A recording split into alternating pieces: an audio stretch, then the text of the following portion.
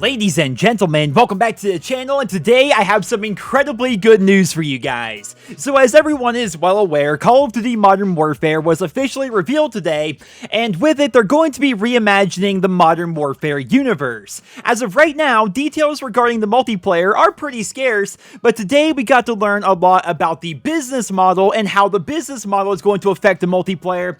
And I can't believe I'm saying this, but the news is actually really good. Like, I'm sitting here thinking the news is so good, there has to be a catch, and there may be a catch or two, and we're going to be covering all of that here in today's video. So first things first, this information is coming from Patrick Kelly, who is the co-studio head of Infinity Ward. They put out a press release today when they revealed the game to us, and in that release, link to that down there in the description, he says, and I quote, "With the launch of Modern Warfare, we're taking steps to unite the community. First, we plan for Modern Warfare to be played together across PC and console through cross-play support. Second, we're eliminating the traditional season pass so that we can deliver more free maps and content as well as post-launch events to all players. This is just the beginning. There's much more to come." Ladies and gentlemen, cross-platform play for Xbox, PlayStation, and PC, as well as no season pass, along with free DLC maps and free DLC events.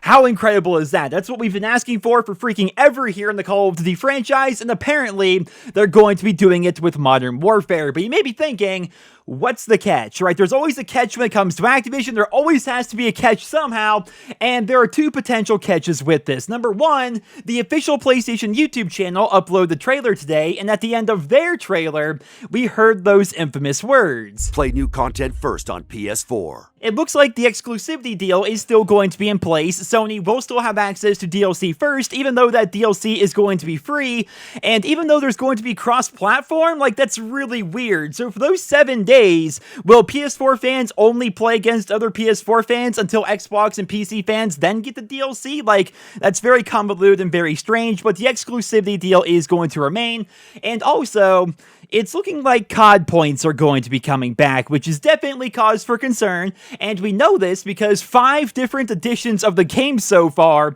have been revealed. We have the $60 Digital Standard Edition, which just comes with the game. We have the $80 Operator Edition, which includes bonus digital items. As of right now, we don't know what those items are. We have the $100 Operator Enhanced Edition, which contains the same digital items as the regular Operator Edition, but it also comes with 3,000 COD points. Now, if you're like me, this is where you get worried, right? You're worried that they're going to be adding in supply drops. Like, when you think of COD points, you think supply drops, right? But keep in mind, here in Black Ops 4, we have the black market, where, of course, you can buy blackout characters and skins for your specialist and camos and things like that. So it's entirely possible that supply drops will not be in this game, and rather, the COD points are just going to be used on things you can buy within the Modern Warfare store. We don't know that for a fact. As of right now, we have no freaking idea, but it's possible, I suppose, that supply drops could end up coming to Modern Warfare, and if that does happen, that's definitely going to be cause for concern. But for right now, we have no idea if they're going to be there. We just know that COD points will be a factor in this year's Call of Duty game. Now, moving along here, we have even more editions of the game that have been revealed, and these final 2 ones are going to be exclusive to GameStop. So we have the $100 Precision Edition, which is going to include a steelbook. It's also going to include some Modern Warfare themed control freaks, a custom in-game tactical knife, which is definitely interesting, an animated calling card, as well as 3 operator packs. Now, as of right now, we don't know exactly what these operator packs are going to be. I imagine in the coming days they're going to reveal what these are actually going to be. I picture them to be cosmetic sets that make your character, your camo, and maybe like your calling card and your emblem all match. That just makes sense given what we've seen previously in the Call of Duty franchise, but there are going to be these different operator packs, and who knows, it could actually be tied to the new Spec Ops mode that was revealed today. We really have no idea, but there are going to be 3 of these operator packs that come with the Precision Edition. On top of that, we have the $200 Dark Edition, but as of right now, the website doesn't even tell us what's in there. They're like, hey, buy this thing for $200. We don't even know what's in it as of right now, but come spend your money.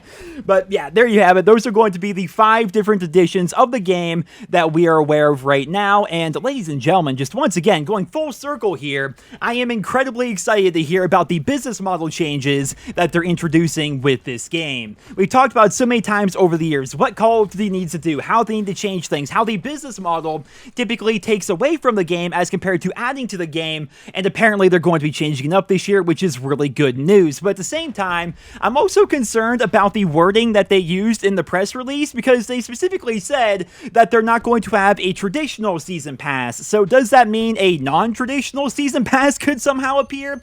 What about the free map updates, right? Are they going to be cutting maps from the base game and then repackaging them as free DLC updates like we see here in Black Ops 4? Because we don't want to see that whatsoever again. I mean, looking back at Call of Duty World War II with the 9 standard multiplayer maps and then Black Ops 4 with 10 new original standard multiplayer maps at launch, we need a lot more than that here with this game. My biggest thing for Modern Warfare, and I've said this time and time again, is the game needs to be complete at launch. I'm talking like 16 multiplayer maps that aren't just all remakes, maybe 1 or 2, but not all remakes. We need 35 primary weapons, we need like 10 or so secondary weapons, we need tons of gameplay rewards, reasons to continue playing the game long term, because what we see here with Black Ops 4 is we don't really have that whatsoever. You can get Dark Matter, and that's fun. You can go for Prestige Master, and if you're like me, you can maybe go for the 100%er challenge, but there's really not a lot of content in this game, and we're basically starving in Black Ops 4 for every new update for them to add new maps or guns or things for us to do. We don't need that with Modern Warfare. We've seen this happen time and time again over the past couple of years. The game needs to be ready, it needs to be complete, and it needs to have a ton of content on day one, then everything else needs to be added to it. I said it before, but with Modern Warfare, DLC needs to be the icing on the cake, not the cake itself. Here in Black Ops 4, I would very much say that the DLC is the cake. Like, the bulk of the content in the game is post-launch DLC, and most of that DLC could have been in the base game, but instead they decided to cut it out, just like Sledgehammer did with Call of Duty World War II.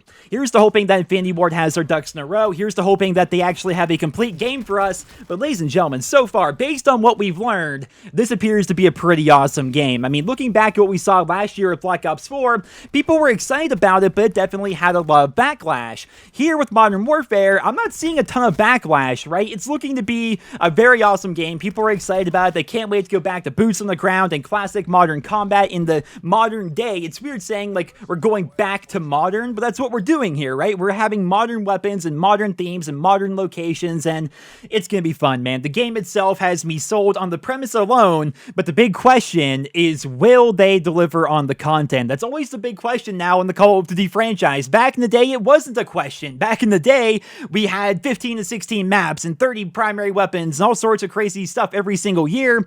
But recently, that has not been the case. So will Infinity Ward deliver? Right now, everyone's stoked. We love the game. It looks freaking awesome.